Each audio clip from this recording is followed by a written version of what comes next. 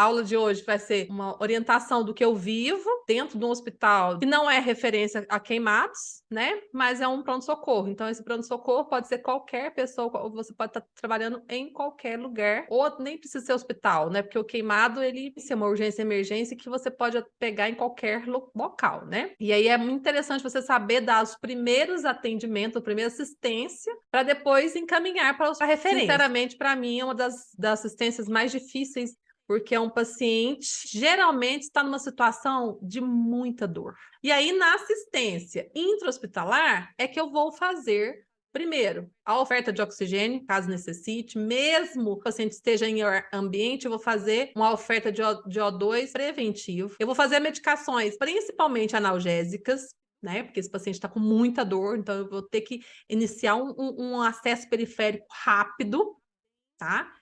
E lembrando que esse paciente às vezes vai estar gritando, gente, o psicológico da gente tem que estar bem firme ali, porque não é fácil, tá?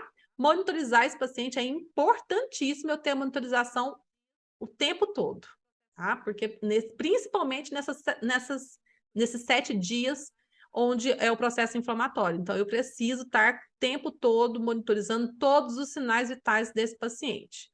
Utilize também o protocolo de Parkland. Esse protocolo, ele é basicamente, na outra aula a gente falou muito bem disso, ele basicamente é onde eu vou verificar a quantidade de hidratação venosa que esse paciente vai poder receber. Então, é uma base de cálculo, onde eu faço o peso, a altura, vou dividir por 2, e aí sim vai sair o valor de quantidade de litros de soroterapia, tá? De hidratação. Pode ser venosa, geralmente é venosa, porque nesses casos, pacientes mais assim, né, acaba sendo internado, mas também pode ser oral, tá? Desde que eles tenha condições neurológicas, viu, gente? Então, não oferece água ao paciente que está com rebaixamento de nível de consciência, tá? Se ele tiver consciente, ele pode beber água, pode, ele deve hidratar. Então, isso também se faz no pré-hospitalar, se caso ele tenha condições. Se ele não tiver condições neurológicas, né, não tá com rebaixamento de nível de consciência, então não ofereça água. Faça tudo venoso. Atenção a qualquer alterações cardíacas. Essas alterações cardíacas a gente vai ver no monitorização cardíaca. Então, se eu coloco o monitor ali e vejo que ele está com ataque cardíaco, que ele começou bem, de repente começou os batimentos aumentarem, isso é um sinal de dor intensa. E como que eu sei disso? Às vezes o paciente está entubado e sentindo dor. Então, por essa razão, mesmo entubado, a gente faz analgesia, com morfina, dolantina, enfim, qualquer desses medicamentos mais fortes, o médico pode fazer a prescrição, tá? Então, verificar os sinais vitais, de preferência de 1 hora, no mínimo. Não existe essa questão, vou verificar no meu horário e depois só na hora que eu estiver indo embora. Não existe isso. Esse paciente precisa de muitos cuidados, tá? Mesmo que o teu pronto-socorro está lotado de gente, às vezes tem muita coisa para você fazer, mas esse paciente precisa ser prioridade, tá? A sondagem, eu já vou pensar na sondagem tanto vesical, tá? Por que a vesical? É bom vocês saberem disso, porque isso aí é uma coisa que às vezes você tem que até conversar com o médico. Às vezes o médico, não precisa passar a sonda agora não, vamos esperar transferir, enfim, né? Mas vocês têm que orientar a equipe, porque esse paciente, se ele tiver com uma lesão na genitália, por exemplo, ou então um ferimento próximo, vamos imaginar que a queimadura está na coxa, e se ele tiver inconsciente e faz uso de fralda, pode ter o contato com urina, com fezes, dentro desse ferimento de queimadura, que é pior, né? Então, se faz necessário sim uma sondagem vesical para evitar contato com qualquer dejetos na ferida, tá? Então, se é um ferimento de membros inferiores, eu já, não, gente, vamos passar sonda, vamos evitar, que às vezes encosta, às vezes na troca de sonda, troca de fralda, a gente pode ter o contato, então eu sempre oriento dessa forma. A parenteral também é uma outra coisa importantíssima. Por quê? A alimentação para esses pacientes de queimados, principalmente os grandes queimados, eles precisam se alimentar nas primeiras 24 horas. Olha que interessante. Aí você fala, mas por quê? Por causa de fome? Não, não tem nada a ver com a fome. A questão é que precisa-se. Primeiro, também precisa hidratar esse paciente, precisa também nutrir, porque a nutrição faz com que as células regenere, né, e forme toda aquela, comece a formar células para ajudar ali naquele enxerto ali daquela ferida. Mas não tão somente isso. Devido também às bactérias que tem no intestino, geralmente em grandes queimadas, principalmente do abdômen, onde fica exposto, né, expõe tudo, perde toda essa região de tecido adiposo. Já peguei paciente que perdeu, viscerou. O que que é isso? Saiu vísceras para fora, né? Então, nesse caso, é um caso muito grave. A gente tem que manter hidratado, curativo umidificado. A gente tem que colocar o curativo, umidificar com soro fisiológico, deixar sempre umidificado e entrar com alimentação. Essa alimentação é porque existem algumas bactérias que vão migrar do intestino para fazer a tentativa de sobrevivência dela. Essas bactérias são bactérias nocivas, é do nosso corpo, não são bactérias que vão entrar. São bactérias que já dentro do nosso organismo. Então, só que ela dentro do nosso organismo, quietinha, ali no intestino, ela não faz mal para ninguém. Mas se ela migra para outros lugares à procura de substâncias para sobreviver, ela acaba levando esse paciente a uma infecção interna, uma infecção generalizada e morre por sepsemia. Então, o paciente com queimadura, ele nem sempre vai morrer por queimadura, né? Então, a gente não vai conseguir falar, olha, o paciente morreu por queimadura. Não. A primeira, a causa morte dele não foi a queimadura, foi sim a sepsemia. A sepse que levou a uma insuficiência renal, ou então a queimadura que levou à insuficiência renal, a queimadura que levou ao choque hipovolêmico, vocês estão entendendo? Então, olha a gravidade da queimadura. A queimadura não é simplesmente vocês olharem e fazer curativo. Não é. É muito mais além, porque o paciente queimado, ele envolve muitas coisas que não é só a realização de curativo. A enfermagem, ela não é só o curativo. Mas, falando do curativo, eu preciso ter uma conduta de 12 ou 24 horas de curativo. Existe aquele primeiro curativo que a gente faz e não mexe em 24 horas, tá? Por isso tem que ser um curativo muito bem feito, com técnicas assépticas. Então, até a forma de abrir uma seringa você tem que aprender. E quem faz de forma errada, vou colocar aqui. Quem faz dessa forma, assim, ó, né? Começa a aprender a fazer dessa forma aqui, tá? Porque essa forma asséptica é a forma correta. Então, esses pacientes de queimados, eles vão precisar imensamente da nossa, primeiro, das nossas condições intelectuais de entender que qualquer processo infeccioso começa por nós. Então, nossa mão tem que estar o tempo todo limpa, lavagem, intensivamente, lavagem das mãos, corte das unhas. Olha que absurdo, mas a enfermagem quer andar com as unhas em gel. Eu não sei como, mas a enfermagem que trabalha dentro do intra-hospitalar e que preze as condições do paciente sabe que não pode. Ah, mas eu uso luva. Usa luva, mas então significa que a tua lavagem das mãos não está sendo correta.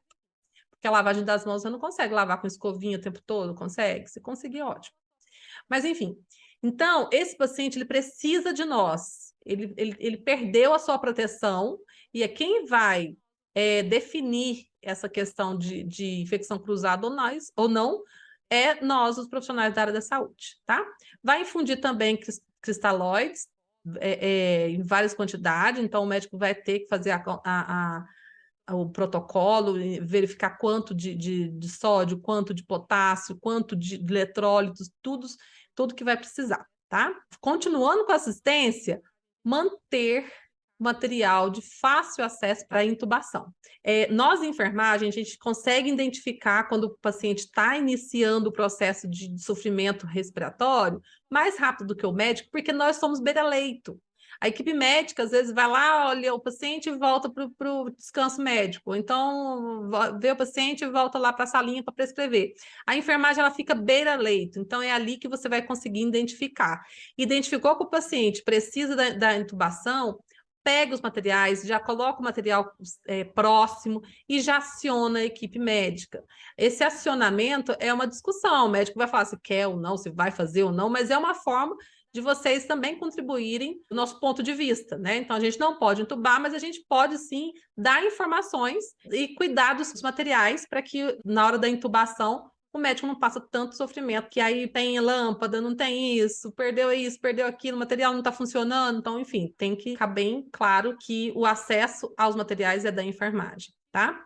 Verificar o estado nutricional, então a gente precisa ver, até na conduta de troca de curativo, a gente percebe se ele está nutrido ou não, e aí também a gente tem que comunicar ou o médico ou a equipe da nutrição, tá? Sempre avaliando isso. Verificar os sinais de hidratação também, tá? Porque se não tiver com o quadro de hidratação correto, vai ter que acionar a equipe. E principalmente atentar às crises de dor. Então, como nós somos beira-leito, qualquer sinais de dor, a gente precisa ficar atento.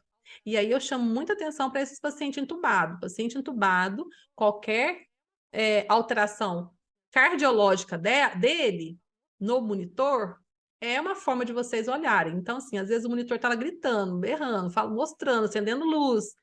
E a enfermagem, às vezes, está lá olhando e não consegue identificar. É preciso identificar, né? Se está apitando, porque tem alguma coisa anormal. Se está normal, vocês têm sim condições de saber. Nossa, taquicardia, bradicardia, isso vocês já têm condições de saber.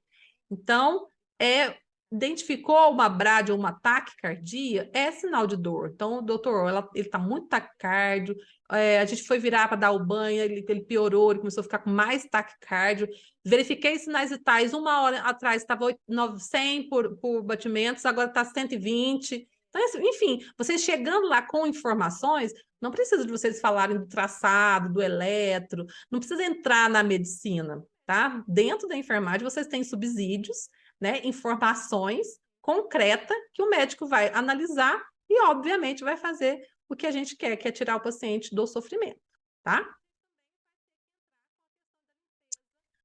Bom, aí a gente também vai ter que entrar com a questão da limpeza sumária com soro fisiológico. Sempre essa limpeza, gente, é feita. Eu brinco que eu falo assim, é dolorido para nós e para todos. Geralmente a gente precisa fazer com sedação, tá? Então o paciente está com muita dor, não adianta você ficar lá esfregando, tirando, fazendo asepsia daquele paciente, porque aí, vamos imaginar que o SAMU me trouxe esse paciente com aquela roupa que eu falei para vocês que ele não te retirou. Como que eu vou retirar aquela roupa, né, grudada, aderida na pele ali, sem anestesia? Né? Não tem condições. Então, essa limpeza, onde eu vou tirar resto de asfalto, pedrinhas, caco de vidro, tudo isso tem dentro do paciente queimado, né? Ele chega para a gente dessa forma. Então, como eu vou tirar tudo isso? Eu preciso de uma analgesia e geralmente é com soro fisiológico e gás. Aí ele vai umedecer a gás, vai tirando, vai raspando, tem que tirar, tá? Dói muito, dói também no profissional, porque o profissional fazendo essa retirada, ele percebe tanto que dói, né? Então faz analgesia e tenta retirar.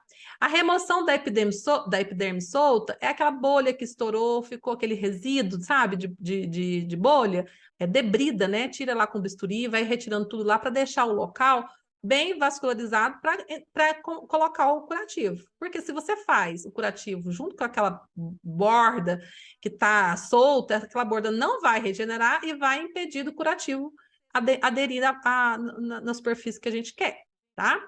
O curativo tem que ser oclusivo, tá? Não pode ser o curativo aberto. Gente, não deixa paciente queimados com o curativo aberto. Mesmo que ele está chorando com dor, nossa, piorou, depois que você cobriu, piorou, porque eles falam isso, né? Mas não pode deixar aberto, né? A gente utiliza sulfatiazida de prata, que é o mais conhecido, né? Com gás de queimado, essa gás ela não solta feapinhos, então ela não gruda no ferimento, isso é ótimo. Mas nem todos os hospitais vai ter isso, nem todos os locais de trabalho que a gente trabalha tem. Então, se não tiver, uma orientação que eu dou coloca vaselina líquida. Põe bastante vaselina líquida na gás, tá? E põe em cima do curativo com a sulfato de azida de prata. essa vaselina líquida, ela vai fazer o quê? Ela vai impedir que adere esse material no ferimento. Depois vem com a atadura crepe, fazendo os movimentos do método 50-50. Esse método é muito usado hoje nos curativos, porque vai fazendo uma compressão e ajuda na circulação, tá? E esse local, ele precisa estar vascularizado. Se ele não tiver, ele perde tecido. Esse curativo, ele precisa, então, ser o curativo pensando que tem que retirar tudo, então, se tiver algum sinal de areia, de qualquer coisinha, tem que retirar. Às vezes, é aquele paciente que trouxe lá uma pasta de dente, passou a pasta de dente, você vai ter que retirar toda aquela pasta de dente, tá? Às vezes ele colocou um hipoglós, sei lá, qualquer coisa que ele estava em casa e colocou, você tem que retirar. Por isso que a gente pede para não colocar nenhuma substância pré-hospitalar. Borra de café, né? Eu já vi também paciente chegar com borra de café no ferimento. Então, infelizmente, tem que lavar, tirar tudo. E é com soro fisiológico. A gente faz a limpeza com muito soro fisiológico, tá? E depois seca o ferimento e põe a sulfatiazida de prata com a vaselina. Lembrando, gente, que esse curativo é estéril. Então, eu tenho que estar com luva estéreo, eu tenho que estar com capote, eu tenho que estar com o cabelo preso, eu tenho que colocar minha touca, tá? Então, não é simplesmente um curativo simples lá que a gente faz. Não é esse. Esse curativo de queimados, lembrem-se vocês que ele corre risco de ter uma sepsemia. Então, por aí já pensa que vocês têm que fazer tudo estéreo, tá? Bom, os cuidados, então, é o debridamento. Então, se tiver que debridar, tem que retirar naquele momento ali, tá? Lembrando que tem que ser feito também a sedação do paciente, para não fazer isso em procedimento de qualquer jeito.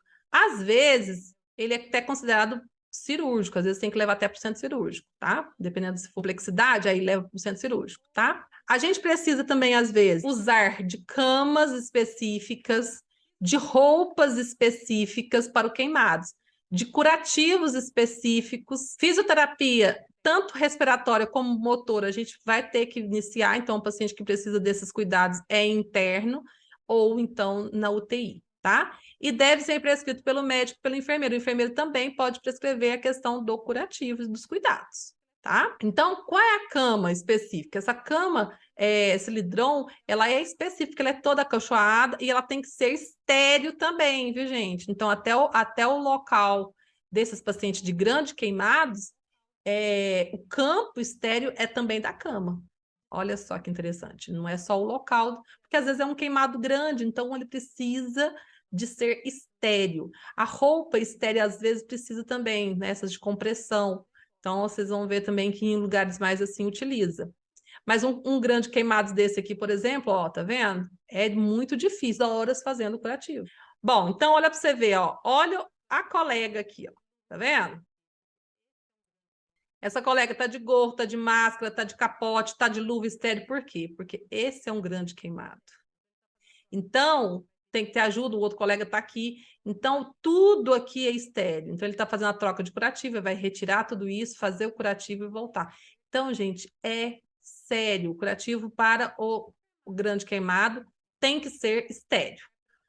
Bom, o importante é que a equipe de enfermagem deve estar preparada para qualquer intercorrência junto ao paciente.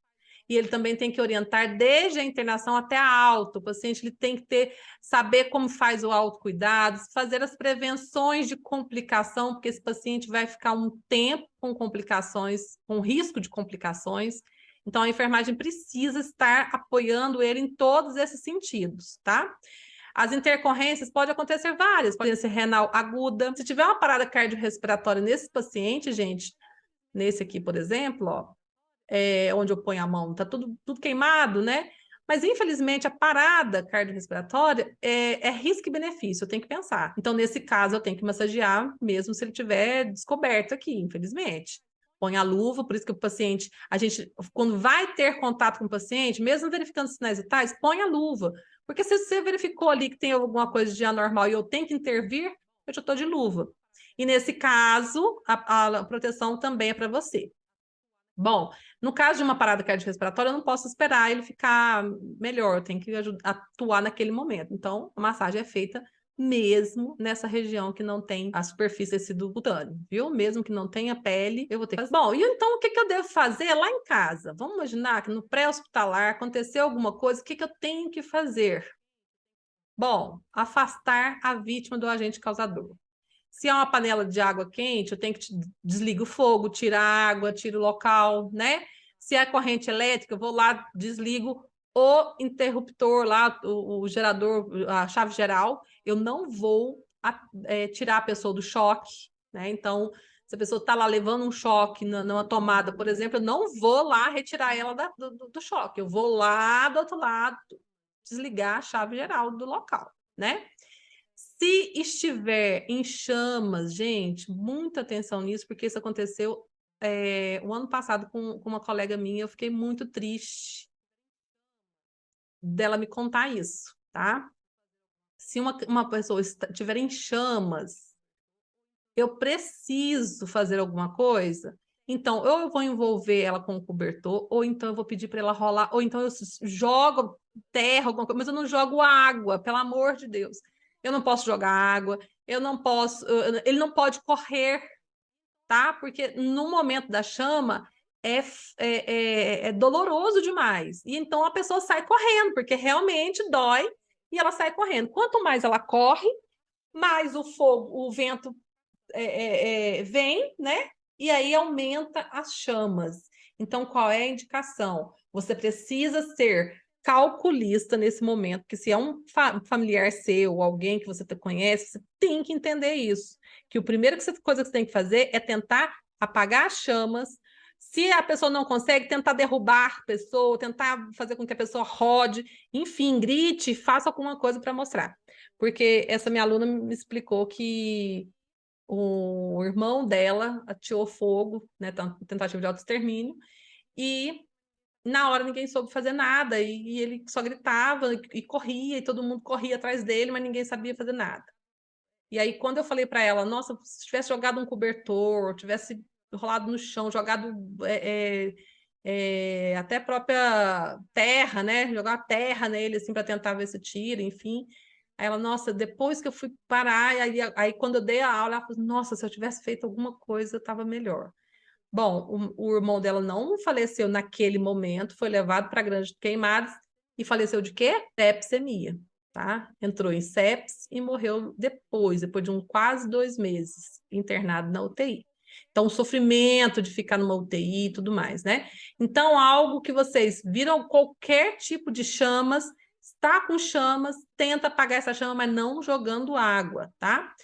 Bom, mas se alimento tipo 1 ou 2 queimou ali no forno, essa sim você pode resfriar, tá? Essa você pode colocar na água, tá bom? E retirar os adornos das vítimas, já é uma coisa que você já pode fazer naquele momento. Então, você viu que a pessoa teve as chamas, fez lá, retirou as chamas, né? Rolou ele no chão, já tira os adornos, já leva imediatamente para a unidade de médica, tá?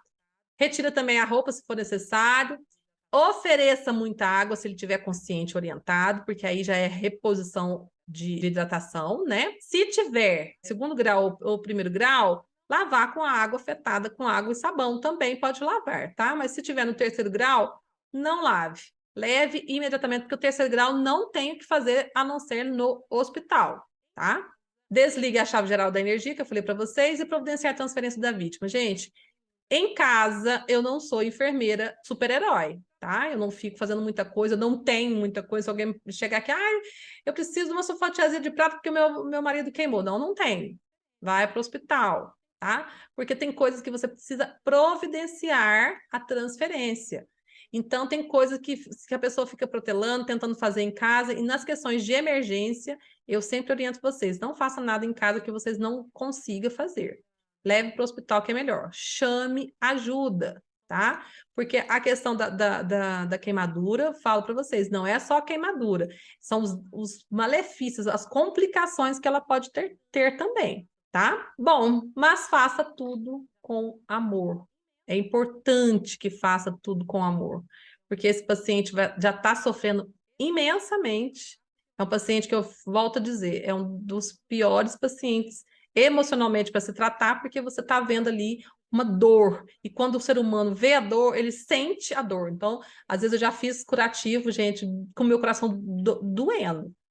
De criança, principalmente, retirando pasta d'água, retirando as coisas que a mãe passou. Nó, dor, muita dor mesmo no coração. Mas é importante fazer, tá? Porque se a gente não faz, infelizmente ele vai tendo uma piora do quadro, tá bom? É isso que a gente precisa, descomplicar a enfermagem, descomplicar a urgência.